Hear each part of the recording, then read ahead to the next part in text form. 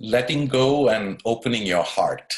Uh, I don't know if it's a skill. It's kind of an orientation, I think, that's been missing, not from people per se, but from their training. So when I look at business people today, and this is a very broad generalization, there's a human side of them within, which is completely capable, which is why I hesitate to call it a skill that people should learn.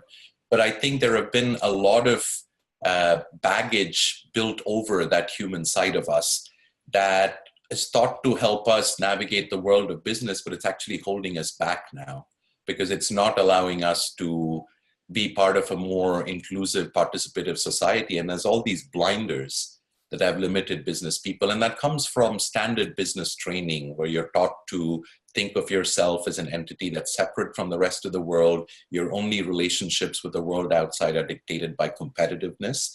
All of these assumptions may have served us. I'm not even sure about that for a period of time, but now they're completely ridiculous and counterproductive. So I think losing all of those acquired baggage from previous business training is going to be a skill in itself.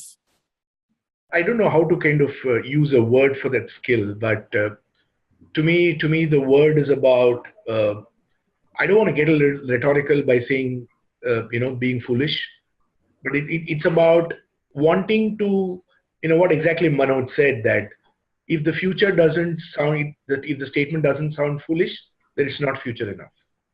But at the same time, it's about ability to believe in one foolish statement over the hundreds of foolish statements which are possible.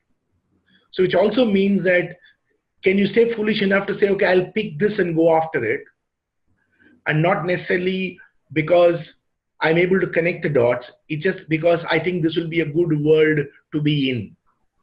So I possibly want to have that sense of wonder, sense of awe, sense of humility that I don't know this, but let me create this future, is a skill that I would want CEOs to learn. But I'm saying that in this every quarter stock market pressure is going to be very, very difficult.